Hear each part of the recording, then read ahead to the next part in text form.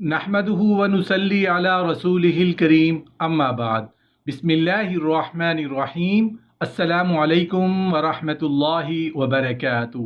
पाकी, नापाकी और गुस्ल के वो मसाइल जो हर इंसान जानना चाहता है। मोहतरम नाजरीन, पाक और साफ़ रहना ईमान के कामिल होने की निशानियों में से एक निशानी है। पाक और साफ रहने के लिए हमें पाकी और नापाकी और जनाबत को जानना बहुत ज़रूरी है। आज हर बालिग मर्द और बालिग औरत पाकी और नापाकी के मसाइल को लेकर बड़े परेशान होते हैं। कुछ शरई मसाइल जिनमें शर्म व हया का पर्दा होता है, उस शर्म व हया की वजह से लोग खामोशी साध लेते हैं। क्योंकि पाकी और नापाकी के मसाइल से ना वाकिफ़ होते हैं, इसलिए वो हमेशा नापाक ही रहते हैं। ना उनकी कोई इबादत कबूल होती है और ना नमाज और ना कोई उनकी तिलावत, क्योंकि वो नापाकी की हालत में ये सब कुछ कर रहे होते हैं। खुद अंदाज़ा लगाएं कि उनकी नापाकी की वजह से घरों में, कारोबार में और रिस्क में कितनी बेबरकती और कितनी नहुसत होती होगी। इसलिए आज की इस वीडियो में 7 ऐसे मसाइल को बयान किया गया है जो पाकी और नापाकी से मुताल्लिक हैं, जो हर इंसान जानना भी चाहता है। पाकी और नापाकी से मुताल्लिक 7 नहायत ज़रूरी मसाइल और उनकी तफसील जानने के लिए वीडियो को आखिर तक ज़रूर देखिएगा। वीडियो का बाकायदा आगाज़ करने से पहले पाकी और नापाकी के 7 मसाइल को, यानी 7 सवालों के मुताल्लिक जान लेते हैं, फिर उनकी तफसील आपके साथ शेयर की जाएगी। अगर कोई गुस्ल जनाबत में देर करे तो क्या वो गुनहगार होगा या नहीं? अगर कोई इंसान नापाक है, यानी उस पर गुस्ल वाजिब हो चुका है, तो क्या उस नापाकी में कुछ खा या पी सकता है? सिर्फ पानी के धोने से जिस्म पाक हो जाता है या साबुन और शैम्पू लगाना ज़रूरी है? पाक होने के लिए गुस्ल करते वक्त कौन सा कलमा पढ़ना होता है? जिन कपड़ों में हम बिस्तरी की हो, तो क्या हम बिस्तरी के बाद वो कपड़े पहन सकते हैं? क्या फिर नापाक तो नहीं हो जाएंगे, या फिर दोबारा गुस्ल तो नहीं करना पड़ेगा? गुस्ल के दौरान क्या शर्मगाह को छू सकते हैं? क्या शर्मगाह या सतर को छूने से वज़ू टूट जाता है? क्या बरहना गुस्ल किया जा सकता है या सतर छुपाना ज़रूरी है?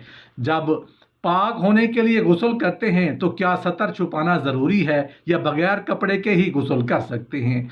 जो गुस्ल के 3 फ़राइज़ हैं, क्या वो मुकम्मल करके नमाज पढ़ सकते हैं या अलग से वज़ू करना होगा?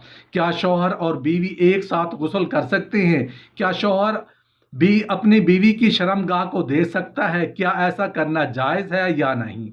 क्या औरतों को भी एहतलाम होता है? औरतों के एहतलाम की निशानी क्या है? और क्या एहतलाम की वजह से औरतों के लिए गुस्ल करना फ़र्ज़ है या नहीं? एक सवाल पूछा गया है कि अगर कोई गुस्ल जनाबत में देर करे तो क्या वो गुनहगार होगा? एक हदीस में है कि रसूलुल्लाह सल्लल्लाहु अलैहि वसल्लम ने इरशाद फरमाया कि जिस घर में 3 चीज़ें हों, कुत्ता, तस्वीर और जुनूबी शख्स हो, यानी जिस पर गुस्ल वाजिब है हालत हैज़ और निफास के अलावा। जब ख़वातीन का हैज़ और निफास ख़त्म हो जाता है तो उसके बाद जनाबत तारी हो जाती है, तो उस घर में रहमत के फरिश्ते नहीं आते। हालत जनाबत में रहना मुनासिब नहीं है, मगर ये गुनाह भी नहीं है। कि एक शख्स ने रसूलुल्लाह सल्लल्लाहु अलैहि वसल्लम से अर्ज़ की कि क्या मैं जनाबत की हालत में सो सकता हूँ? तो आप सल्लल्लाहु अलैहि वसल्लम ने फरमाया, वज़ू करो और सो जाओ। बगैर वज़ू के भी सो सकते हैं, लेकिन फुक़हा कराम फरमाते हैं अगर सोने में नमाज कज़ा हो जाने का खौफ हो कि आंख देर से खुलेगी या खुलेगी ही नहीं, तो फिर गुस्ल करके नमाज का इंतज़ार करें।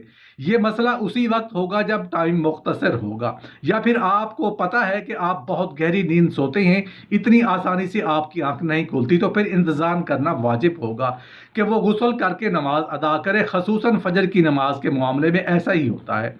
एक सवाल पूछा गया है कि गुस्ल वाजिब हो तो क्या खा पी सकते हैं? गुस्ल वाजिब हो तो बिल्कुल खा पी सकते हैं। एक सवाल पूछा गया है कि जिन कपड़ों में हम बिस्तर हुए हों, क्या हम बिस्तरी के बाद वो कपड़े पहन सकते हैं? सिर्फ पानी के धोने से जिस्म पाक हो जाता है या साबुन या शैम्पू लगाना ज़रूरी है? पाक होने के लिए गुस्ल करते वक्त कौन सा कलमा पढ़ना होता है? गुस्ल करने के बाद वही कपड़े पहन लिए तो फिर क्या नापाक तो नहीं हो जाएंगे, या फिर दोबारा गुस्ल करेंगे? जिन कपड़ों में हम बिस्तर हों वो हम बिस्तरी के बाद कपड़े पहन लें, क्या वो पाक होंगे या नहीं? तो इसका जवाब ये है कि बहुत सारे लोग समझते हैं कि हम बिस्तरी के वक्त जो कपड़े पहने हों या लिहाफ या ओढ़ा हुआ बेडशीट थी वो नापाक हो गई, लेकिन ऐसा नहीं है। वो चीज़ या कपड़ा नापाक होगा जिस पर निजाजत लगी होगी। अगर कपड़ों पर निजाजत नहीं लगी तो वो कपड़े पाक हैं, गुस्ल के बाद आप दोबारा वही कपड़े पहन सकते हैं। अगर कपड़े पर निजासत लग गई है तो कपड़े का वही हिस्सा नापाक होगा जहाँ पर निजासत लगी होगी, उस हिस्से को पाक कर लिया जाए तो कपड़े पाक हो जाएंगे।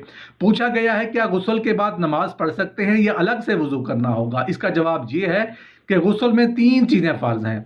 जब आप वो तीन चीज़ें अदा कर लेते हैं तो वुज़ू में जिन आज़ा का धोना फ़र्ज़ है वो खुद ब खुद धुल जाते हैं। जब आप गुस्ल करते हैं तो सबसे पहले आपने कुली की, नाक में पानी डाला और पूरे जिस्म पर पानी बहाया। जब आपने गुस्ल कर लिया तो उसके अंदर वुज़ू के फ़राइज़ भी मुकम्मल हो गए। वुज़ू में क्या हाथ धोने हैं, कुली करनी है, नाक में पानी डालना है, चेहरा धोना है, कोहनियों तक बाजू धोना है, मसा करना है और पाँव धोना है। जब आपने गुस्ल कर लिया तो ये सारे फ़राइज़ मुकम्मल हो गए। उसी गुस्ल के साथ आप नमाज अदा कर सकते हैं, कोई हर्ज नहीं। पूछा गया है कि पानी से नहाने से गुस्ल हो जाएगा या फिर साबुन लगाना ज़रूरी है? तो इसका जवाब ये है कि हम जो साबुन इस्तेमाल करते हैं वो साफ़ सुथराई के लिए इस्तेमाल करते हैं। अगर आप पर गुस्ल फ़र्ज़ है तो सिर्फ़ आप पानी से गुस्ल कर लें तो पाक हो जाएंगे। अगर आप सिर्फ़ पानी से गुस्ल करते हैं तो गुस्ल आपका हो जाएगा। गुस्ल में ज़रूरी नहीं है कि आप साबुन से नहाएंगे तो पाक होंगे वरना आप नापाक होंगे, ऐसा बिल्कुल नहीं है। अगर आप पर गुस्ल फ़र्ज़ था और आपने गुस्ल के फ़राइज़ अदा कर लिए तो सिर्फ़ पानी से नहाने से भी पाक हो जाएंगे। गुस्ल के मसाइल का जानना बहुत ज़रूरी है। तहारत नमाज की कुंजी है। हमारे मुआशरे में बहुत सारे ऐसे लोग मौजूद हैं जिन्हें गुस्ल का तरीका मालूम नहीं, गुस्ल के मसाइल मालूम नहीं, तो वो ऐसे ही नहा लेते हैं। वो ये समझते हैं कि शायद हमारा गुस्ल हो गया। हकीकत में उनका गुस्ल नहीं होता, वो नापाक होते हैं और नहाने के बाद भी नापाक ही रहते हैं।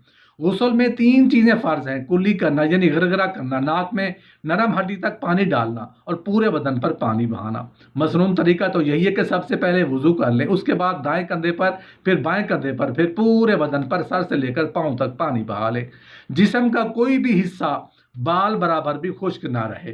एक सवाल पूछा गया है कि गुस्ल के दौरान क्या शर्मगाह को छू सकते हैं? क्या गुस्ल के दौरान हम सफाई की घर से अपनी शर्मगाह यानी सतर को छू सकते हैं?